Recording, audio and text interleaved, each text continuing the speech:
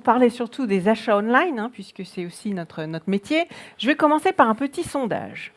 Qui, dans la salle, n'a pas, je dis bien n'a pas, effectué un achat online sur l'année? Levez la main. Lève la main. Bon, vous n'êtes pas tout à fait représentatif de la population française, mais pas très loin, puisque en gros, on est à peu près à 70% des individus français qui font un achat online par an. En général, ils en font même plutôt une vingtaine pour un budget annuel d'à peu près 1 000 €. Donc on voit effectivement le poids que commencent à peser les achats online sur la consommation française. Alors, je voudrais parler ici des impacts des achats online sur la consommation en France. Le premier impact, c'est qu'effectivement, le développement du online a un petit peu, je dirais, accéléré la décroissance de l'hyperconsommation. Déjà, les marchés sont de plus en plus flats, ça vous le savez, mais quelque part, le online, et notamment le drive, a permis aux foyers français de plus faire leurs courses dans les hypermarchés le samedi matin avec le caddie à ras-bord et les enfants qui crient derrière, mais depuis leur canapé pour aller les chercher en sortant du bureau, etc. Donc il y a quand même cette fin de l'hyperconsommation avec le modèle emblématique qui était le grand hypermarché, qui a été un petit peu accéléré par l'arrivée du online.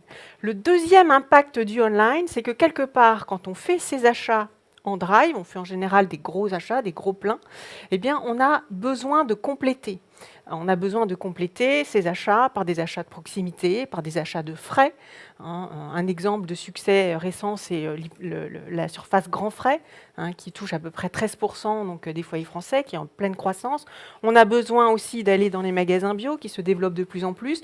Donc au final, on va fragmenter davantage ces achats. Et aujourd'hui, c'est près de la moitié des paniers qui sont des paniers de dépannage ou d'ultra-dépannage. Et c'est une tendance qui se renforce d'année en année.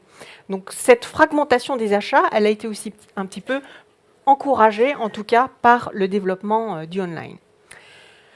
Troisième impact du développement du online, et Bluebees est un excellent exemple, c'est finalement cet outil qui est résolument moderne, qui est tourné vers le futur, nous permet finalement de faire un retour aux sources. Les tendances actuelles, Bluebees l'a tout à fait exprimé, c'est la quête de sens, c'est le développement du bio qui continue vraiment sur un trend très très positif. Ce sont les marques terroirs, ce sont les marques locales, c'est le fait maison, c'est le végétal. Donc toutes ces tendances-là, le digital nous permet d'avoir plus de reconnexion avec ces tendances, notamment quand on va par exemple sur une AMAP. On est finalement passé d'une grande liberté de choix proposée à une liberté totale de choix, voire à une liberté de non-choix. Quand on s'abonne à une AMAP pour avoir des paniers tout prêts tous les mois, on ne sait pas ce qu'on commande, on ne sait pas ce qu'on va recevoir. Quand on fait des box, etc., on ne sait pas non plus ce que l'on va recevoir. Donc c'est quand même une formidable révolution sur les achats. Un autre exemple, vous connaissez sans doute tous l'initiative C'est qui le patron, aujourd'hui, pas loin de 10% de pénétration, où les consommateurs ont pu définir les produits qu'ils voulaient voir dans les magasins, la fameuse brique de lait bleue que vous avez sans doute vue dans les enseignes. Dernier impact du digital, c'est quand même aussi quelque chose de très pratique entre nous. Faire ses courses derrière le canapé, on perd moins de temps que d'aller traîner derrière les caisses des hypermarchés.